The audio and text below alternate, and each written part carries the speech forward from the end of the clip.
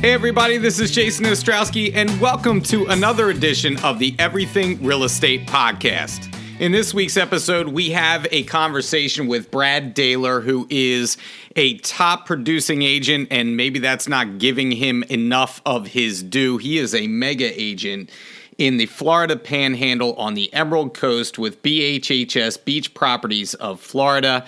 In his second full year in the real estate business, Brad has achieved $100 million in sales. And so today I wanted to have a conversation with him about what it took to get there. What is he doing to produce those kinds of numbers? Because obviously we are all interested in that. And also what makes Brad who he is? You know, how does his background tie in with his business and his success in the real estate business, and how Brad smartly invested in his business to start his career, took a chance on himself, and has then shifted that business model into a true referral-based powerhouse that keeps growing year over year. So let's get right into it with Brad, and we'll pick it up on the other side. Brad, how you doing today? How's it going down there? Doing great, man. The weather's good. Turning a little bit, but the weather's good, and it's good to see you. And excited to be here. Now, does it get cold? I mean, it gets cold in the Panhandle, right? It doesn't stay warm all the time, right? But it can get chilly. No snow really to speak of or anything like that. But it can get chilly. It can get I got to tell you, you're not missing anything with the snow, man. I'm ready to come down there and join you full time. Maybe I'll work with you, under you at this point. Whatever. So anyway, well, listen. Thank you for joining us. I'm really excited to have you. Because your story, I think, is one that needs to be told. And we're going to start off the year here with, I think, some really good value for the agents with what you do with your business. Now, I wanted to start with a little background on you before you got into real estate, where you're from, how you kind of got into things, because I think that plays a large part of your success in our industry. And everyone has a journey to get to where they are now. And I want to talk a little bit about yours. So you and I had a conversation a while ago about, number one, you've been in the real estate business for how long?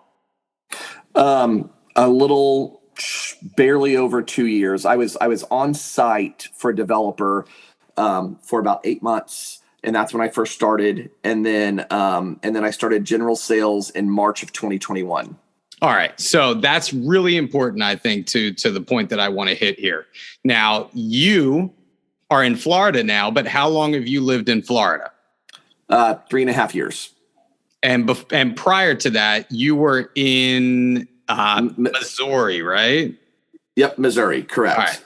And were you in Springfield? Was Springfield where you were from? That's right. Yep, Springfield, right. Missouri. I'm glad I got that right. All right. So let's talk just a little bit about your journey getting to Florida, what you were doing in Missouri before you got into real estate, because I say this on the podcast all the time. I'm always fascinated by what people did prior to getting into real estate, because I think that helps to build that success foundation. So can you talk a little bit about your journey, where you started, say, post-college?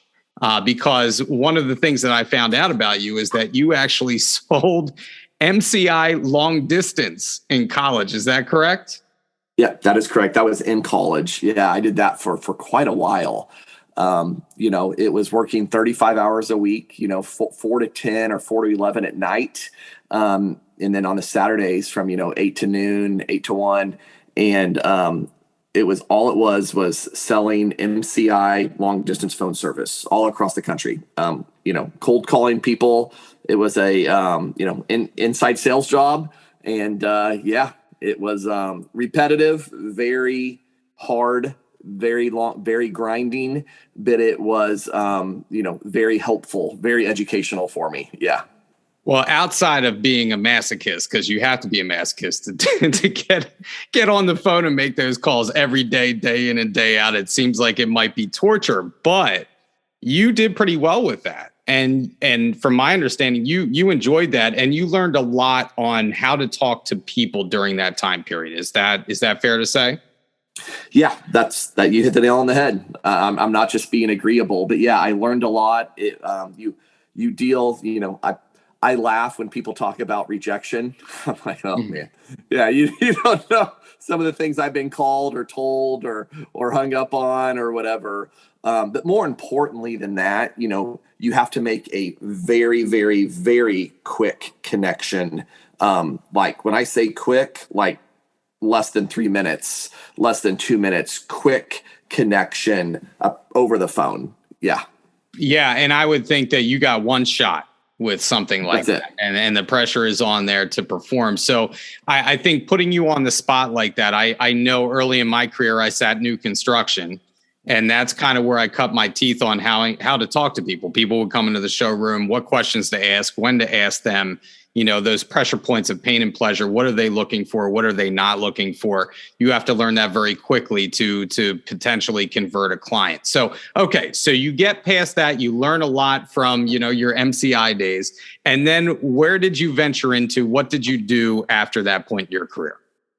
Well, when I was doing that, also kind of on a part-time flexible basis, I was working for, in my opinion, one of the top real estate agents in Missouri, right? In my opinion, most successful the way he runs his business, Murney Associates in Springfield, Missouri. So I was taking pictures of homes, running errands, putting up lock boxes, taking lock boxes, putting signs in the yard, basically just a runner. And that allowed me to see how the owner of that brokerage and his team, somebody on his team then is now my real estate coach. His name's Chris Bryant out of Springfield, Missouri. He's helped me a lot as a coach currently, but it just kind of showed me how they took care of their customers, how they gifted, how they, it was like a white glove concierge service that's kind of stuck with me. From then, that was 20 years ago, right? That was, 18, 20 years ago. It still stuck with me. And a lot of things I saw then, I utilize now. But to answer your question specifically, after that, I was in face-to-face fractional sales. So it was real estate. You had to be licensed, but it was more of a fractional sales, vacation type sale.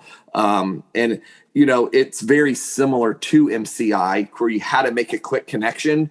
You had an hour and a half or whatever, but it was face-to-face. The only difference was this was face-to-face. So that kind of gave me the confidence with in-person, because the only thing I'd ever known was via the telephone. Yeah. Yeah. So your background is setting you up to be able to talk to people, right? And you have to be a people person anyway. And I can just tell, us being on Zoom and from what I've seen video wise, that you just have that knack of connecting with people and you do it well. And so, thank you. So you transitioned. So what made you go then from Missouri to Florida? How did you end up in Florida? Family. Yep. My family. Okay. My family lived here. I'm in business with them in a small capacity compared to them. And it allowed us to move down here when my wife and I were pregnant with now my oldest daughter, who's 3.5. So it allowed us to move down here. And I was going crazy. You've heard the expression, it's the hunt, not the kill, right? I was going crazy, not being in some type of sales, really, really just communicating with people, not being able to communicate with people on a business level and meet new people and help them. So that, that's helped a lot, or that's why I moved down here. And that's why I got into real estate. And so you finally take that leap, you get into residential real estate full time a couple years ago. And in 2020, this is all this background is setting up to what I'm going to talk about now. And in 2020, in your first full year in the business, you did just about 35 million in sales. Is that correct? Yeah. 35 to 40. Yep. Yeah, that sounds right. I mean, give or take 5 million. Who's counting it? Yeah. Right? So, that's amazing, first and foremost. But then the following year, 2021, you are going to close about 100 million. Is that correct? That is correct. Yeah. I mean, that's just filthy, man. I mean, every time that I think that I'm doing okay, I look at someone like yourself and I'm like 100 million in his second year. That is just insane. And so, first of all, congratulations to you. And what that says to me right away is that you are doing something very right. And so I think that we need to have that's why I wanted to have you on today, because running a successful real estate business such as yours doesn't boil down to just one thing. And so, everybody's looking for that secret sauce, that magic bullet. Well, if I just do X, I'm going to make it to, 100 million like Brad next year. Right. So what do you attribute to your meteoric rise earlier in your career? I mean, that's, to be 2 years in and doing 100 million. What do you attribute to that? I know maybe that's not just one thing, but overall. Yeah. Investing in my real estate business like it's a real business. Okay. So when I got into this, I made a commitment before I even passed my real estate exam and got my license. If I'm going to do this, if I were to go open up a restaurant or franchise a gym or a preschool or a Build-A-Bear, right? Whatever. If you're going to go get a business loan and go to the bank and say, hey, I'm going to open a business, the basic terms the basic way that goes is, hey, here's my business plan. We're going to give you X amount of dollars and you can take that money and go start your business, and you got to pay the bank back. And then one day that loan will be paid off and you'll have more money and hopefully you don't go bankrupt. Right. Well, here I'm like, well, I'm not going to go getting a business loan to sell real estate, but I am going to, treat it like a business that I would be opening up like I had a loan, just like any other business. Right. And I'm going to invest in it. I'm going to take X amount of dollars, right? 10%, 20%, whatever that looks like in the beginning. And I'm going to, when I get a sale or get a closing, when I get that paycheck, I'm going to put X amount of dollars back into my my business account, my real estate account. And then I'm going to put some back into marketing. And I'm going to, here's 5 things I want to do with marketing. And I'm going to, if something doesn't work, I will check it off my list and move on to try something different.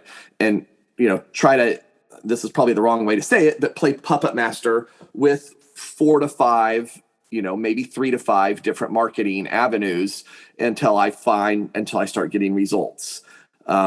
But even if that is, giving back to the people that have bought from me by keeping them, up to date on their investment, gifting them to where it's not just, it's a genuine gift. That's something that is like really heartfelt, right? Or something meaningful that is personal to them. But yeah, I run it like a business and invest in my business financially. Yep. Yeah. So you're kind of answering one of the questions I had, because I know you take between 15 to 30% of your commission, put that into your business account, and you're going to reinvest that money in your business. So you talked a little bit about that specifically. I just wanted to get into some of the specifics of that, because people are going to be like, okay, Brad invests, where does he put that money? And you mentioned reinvesting in your current and past clients. Maybe that is investing in a quarterly report. I know you're big on doing some quarterly reports, but you do it in a way that's very specific and looks really good. How about online marketing? How about, tangible marketing like mailers, all that kind of stuff? Like, where do you invest that money and where do you find the biggest ROI for your business at this point? Biggest ROI would be investing back into my current clients that have bought and sold a home from me. But that's because I've gotten to that point here the past 6 months, right? But I've been doing that from day one. So that's my biggest ROI, is investing back into my clients. To answer your question, as far as where does the money go? Hey, I started off using Zillow, right? So here was kind of my mindset. I don't want to start pumping a lot of marketing dollars when the market's horrible, right? But I'm okay pumping a lot of, I don't want to pump a lot of marketing dollars when I need to make money to help me make money. I want to do it. I rather overspend on marketing when the market's good, to build my database or to build my list of people that have done a transaction with me, right? I feel like a lot of people, it makes more sense for them to say, oh man, I don't have a lot of sales going on right now, or the market's kind of whatever. I need to start spending some more money to get my name out there. I don't know if I agree with that. I think you do it when the getting's good, right? Yeah. That way you get those clients with you. So, hey, I did a little bit towards Zillow. I did a little bit towards Google AdWords. I did a little bit with direct mailers in a specific neighborhood I farm. And I didn't let one transaction go by where I sent a direct mailer. That it was the nicest direct mailer that, that the postcard company I work with has to offer. You know what I mean? And I knew the direct mailers might not be the best return, or I know they are not the best return for, for getting a direct phone call. Hey, come list my home, or hey, help me buy a home. But it's my brand, right? It's my brand recognition. So, doing that consistently enough for 2 years where you don't let one transaction go by with sending out a very high quality, slowly but surely, I'm trying to become the guy in that neighborhood. Not that there's not other agents in there, that there's other great agents, right? That I don't just do it one out of every 4 sales. I do it every sale. Yeah, and I want to talk about specifically about what you just mentioned there, because I think a lot of agents are scared, right? I talk to agents all the time. I'm scared to put out this money for XYZ, right? You talk about your branding and how important that is. And I think about going back to what you said about treating your business like a business. If you were going to get a mailer from, say, a pizza shop that just opened down the road, and they're going to use really cheap flyers, maybe the yellow stock flyers that you get, it's black and white, it doesn't look good. Are you really impressed by that? I want something. I am a sucker for good marketing. I've said that time and time again. If you have good marketing, I am probably going to try your product because I respect the fact that you're putting out the money to do that. Right. So I think there is a large contingent of people out there that look for that branding and look for brand consistency. So can you talk a little bit about your brand, why that's so important to keep it uniform across your platforms and all that? Because I've heard you talk about this before. Yeah. No, you're exactly right. I want it to be very consistent. My marketing girl, that's awesome. That's phenomenal. Her name's Olivia. She helps me.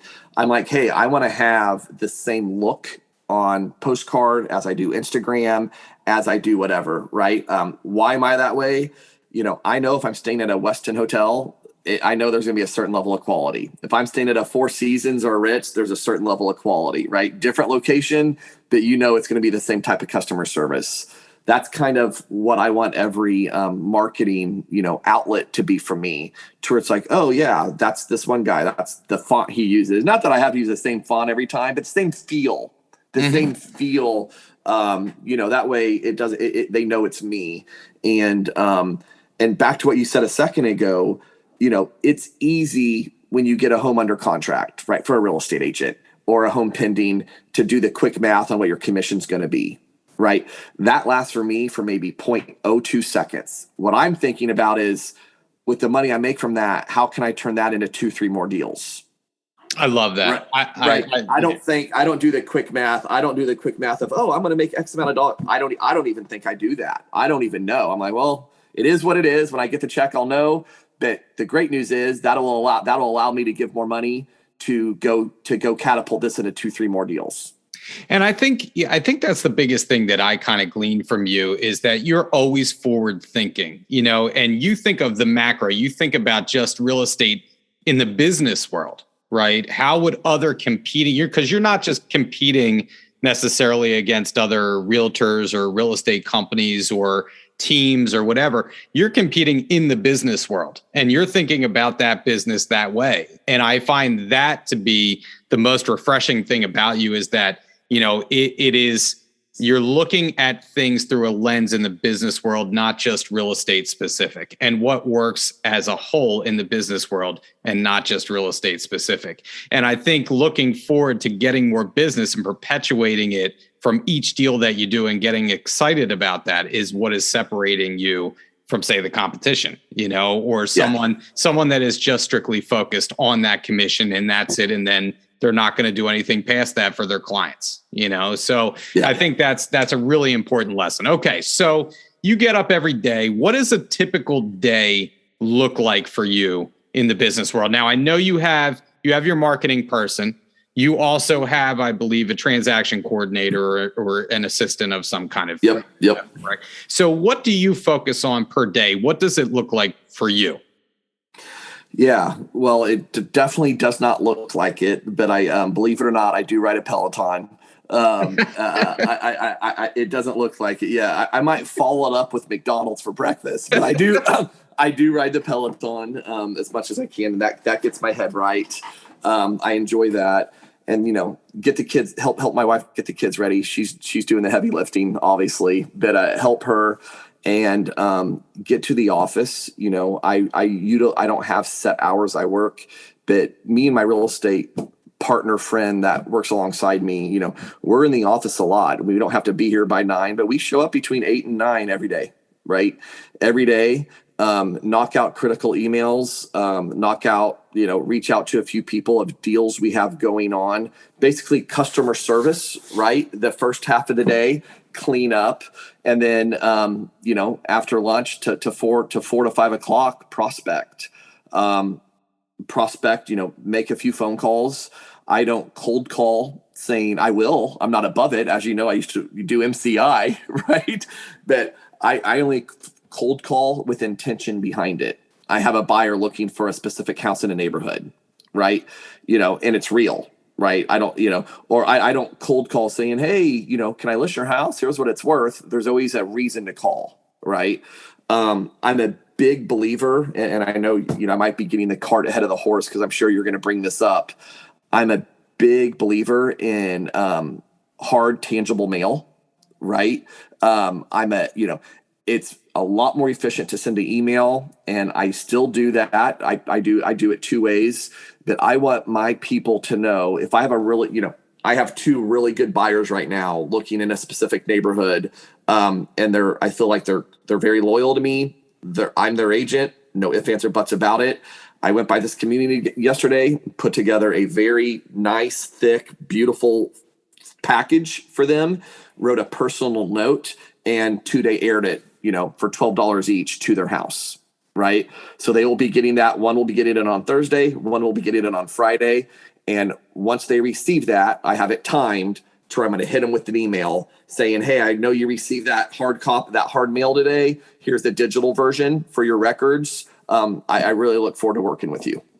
Yeah. I think your attention to detail for these things it's always the little things that stand out to people, right? I know for me and from a customer service standpoint is that if you take that one little extra step for me, we go by the golden rule and then there's the platinum rule. And we talk about, treat people how they want to be treated, and you go above and beyond with that. And so, yes, one of my questions was going to be about your mailers because, how time intensive is that for you? Because to put together something like that, on let's say a quarterly report for your clients that looks great. It's a booklet. I think you said that you put together.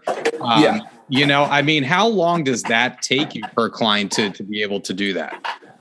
15, 20 minutes. Sometimes, here's an example of what I did in every area. It doesn't matter what area you live in. I'll get the highest end local magazine, even if it's not a real estate magazine, just a magazine for our area. I'll go buy 30 of them. There was a Wall Street Journal article of our area about real estate investing last year. So I print that off on a very nice paper, right, and have it bound. I don't just staple it. I have it bound at UPS for $2 and then, or my office for free. And then I put together a couple of the past 2 quarterly reports that I print off and have them bound. And I have, 20 packets ready to go. So when I have a really good conversation with a buyer that I feel like is a hot, right? Or even maybe not a hot, right? Somebody that I feel like, hey, this is they might pull the trigger in the next year. I will print off their address and I will send it to them with a little handwritten note, and takes me 15 minutes. Yeah. Everything I do with a mailer, with a gift, and it needs to be genuine. It's not smoke and mirrors. I want the person receiving it saying to themselves, oh God, this guy has some time in this. Like he's not just hitting send on an email. Like this dude like put some time into this. You know what I mean? I know how I feel when somebody puts time into me. Yeah. And I think the quality, right? And just having that quality and having that follow-up, having that attention to detail and making someone feel like they're important, like they are worth your time. Here's Brad Dahler. He's, big on the Emerald Coast, 30A, if I have that correct. Is you're right. That you do a lot of business in, and you're taking the time and effort to follow up with them. I think it just shows, that you care and that you are they're in good hands. You are going to be treated properly. You're going to be treated with the quality that you deserve. So, kudos to you for doing that, because that's really impressive. And that's really cool that you're doing that for your potential clients and your clients. So, all right. So what are you going to be working on now that you've reached that $100 million mark, right? Where do you go from here? What are you going to be working on that's going to expand your business this coming year, 2022? Yeah, if 10 is the best and 1 is the worst, I'm running a solid level 4 on video. Okay. Right. Okay. I'm running it. So I have my coach that I was bragging on, Chris Bryant, who means the world to me, and I, personally and professionally, I think I know how impressive he is and great he is. He's challenging me to be better at video. He's not gonna let it go. So I've done more quarterly reports on video, and I'm going to continue to do like a video bio of myself, just a personal and, that way I can send to people to get to know me. And then also do quarterly and monthly reports, video on different things. So that's going to be my focus for 2022. The short answer is get better at video. I mean, just, get video and, continue to hammer down on my Google My Business reviews. I think that's always something, I didn't mean to cut you off, Brad, but that's something that I think everybody needs to be better at is video. None of us are experts in front of the camera for the most part. There's some people that do it really well in real estate, but I think it's something that a lot of us need to work on. So, I'm right there with you. Yeah. You inviting me on this podcast, number one, I know how nice and great you are and what Jimmy says about you, but this helps with it. Right.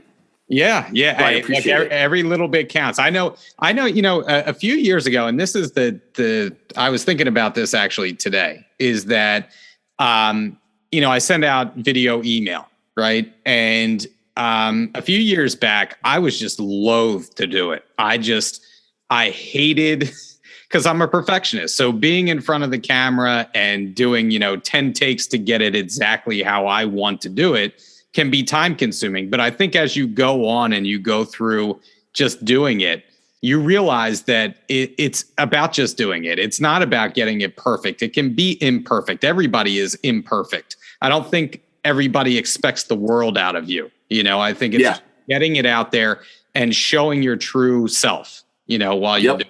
I think that's the most important thing. Okay. All right. So, we talked about your authenticity. And I think really that's what jumps through off the page to me when I talk to you. I think, again, just in speaking to you very briefly, that you are a very authentic person. And before we came on, you're like, I'm just going to let it go. So I'm just going to be myself. Right. And that's all we can do. So what do you genuinely love about real estate? Because it comes through in your person, right? You genuinely love what you do. So why do you love real estate? Why is that, important to your business? Yeah. I don't want this to come across the wrong way. Right. Cause I get no one I don't want this to come across the wrong way, but I believe to my core that if a client's working with me, I'm going to get them the best deal to be had on the home they want to buy. Like, I believe that. I believe that if they go with somebody else, that agent's going to be great, but I could have got them a better deal on the house they're trying to buy. So in my mind, I am helping them tremendously, right? I mean, if I'm saving somebody tens of thousands of dollars, or even $1,000, I feel like, I know that's helping them. Right. So I feel to my core that I am helping them get the best deal on a home or finding a home that they might not have found otherwise. So to answer your question is, I feel like I'm helping people. I feel like I'm helping people. Now, is the market we're in part of that? Maybe. The market doesn't hurt. You know what I mean? But even in that's all I know. All I know is what I know. And I feel like, I will get them the best deal there is to be had. Well, I mean, you have the proof behind you, right? Your success, I don't care what market we're in, doing the business that you're doing you're doing something right. I think having that confidence goes a long way with clients. We always teach, whatever you do, just be confident in doing it, and because I think that comes across in what you're doing and the belief in yourself to be able to do that. Success breeds success, and so thank you. So I wanted to touch upon something that you said real quick. And when we talk about your marketing dollar, we talk about what you're doing. One thing that I forgot to mention was I heard you say hire slow and fire fast. And so can you talk about that? Because I think for our newer agents out there and marketing wise, you had said you give stuff maybe, 3 or 4 months to see what the return on things are. I usually go a little bit longer, maybe 6 months. But can you talk about the hire slow, fire fast mentality that you have? Yeah. This is not an easy pill to swallow for a lot of people. But if I'm going to do something marketing and spend, I'm not going to spend $500 for 8 months. I'd rather spend $3,000 for 3 months or $4,000, really get a feel for how it is. If it's not working out, I'll move on. Right. There's a very well, you guys can read between the lines. Zillow's worked out pretty well for me, but now I've gotten to a point where I can tailor off of it. Do you see what I'm saying?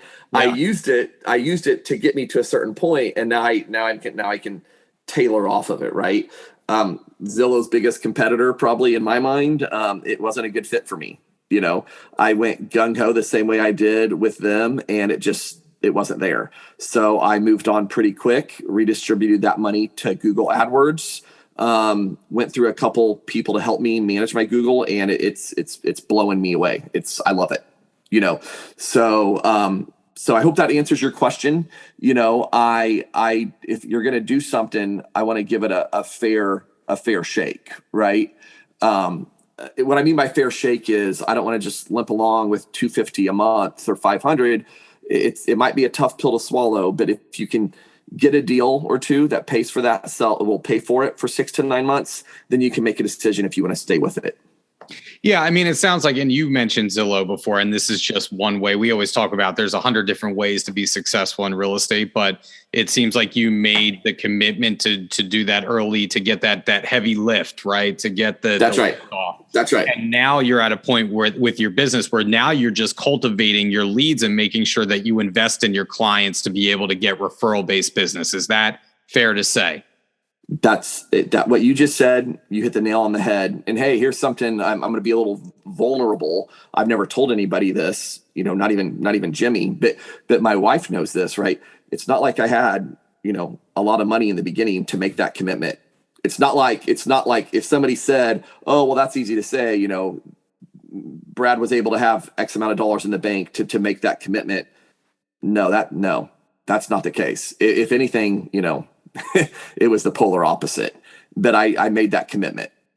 I think I mean, it's just amazing. Well, first of all, thank you for sharing that. And secondly, I do think I know another agent just like yourself that did the same exact thing. And it amazes me because quite frankly, I might've been too scared to do that. I had just the guts to do that, to believe in yourself that much, to say, I'm going to make this investment and I'm going to make it work. Right. And sometimes by sheer force of will, you make that happen for your career. So, I just, it was on a credit card. I didn't have the money to do it. Yeah, man. I mean, that's crazy. Like I said, you are made of sterner stuff than I am, but more power to you for doing that, because sometimes you got to take that leap, and sometimes you got to take that risk in order to make things happen.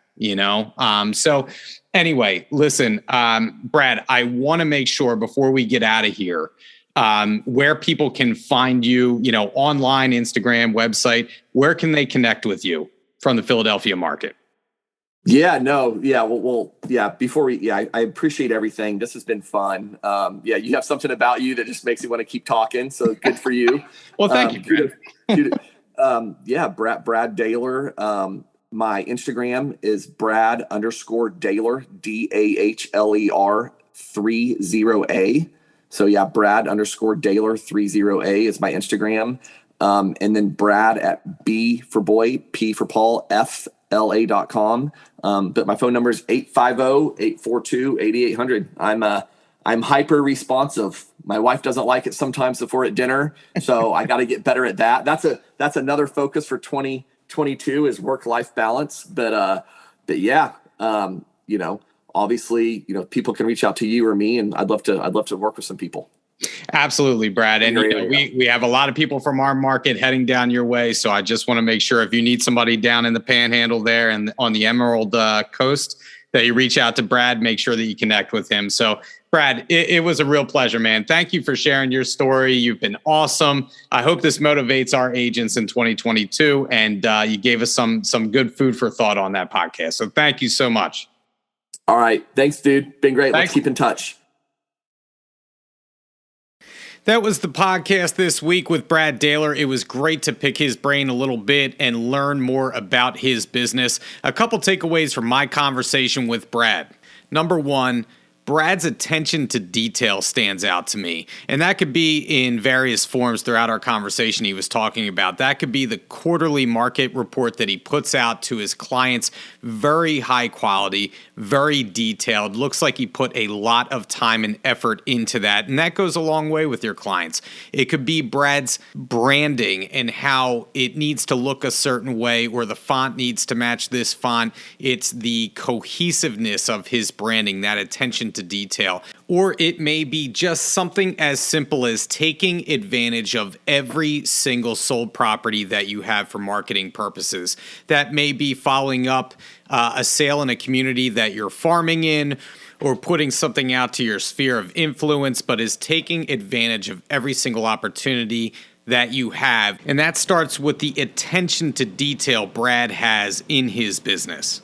Number two, even though Brad was relatively new to residential real estate sales, he had a long history of having to talk to people for a living.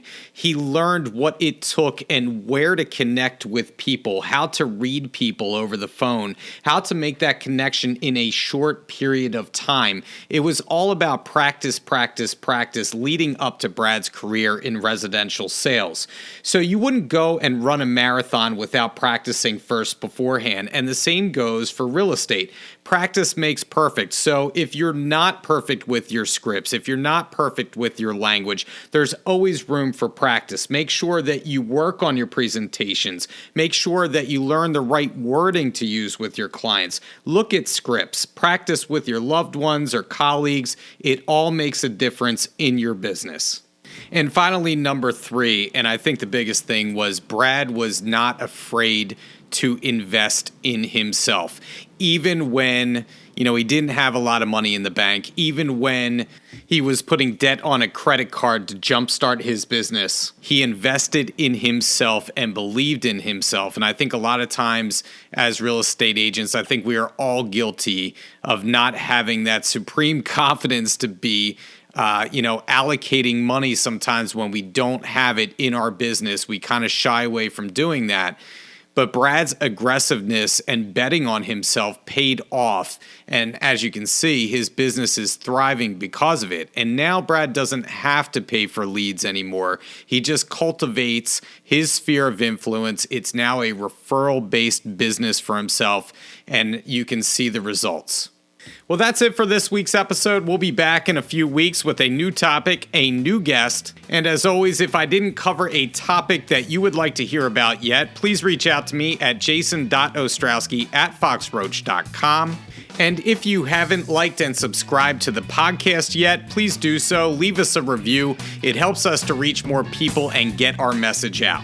Until next time, this is Jason Ostrowski signing off and saying stay safe out there, stay selling, and we'll catch you on the next episode of the Everything Real Estate Podcast.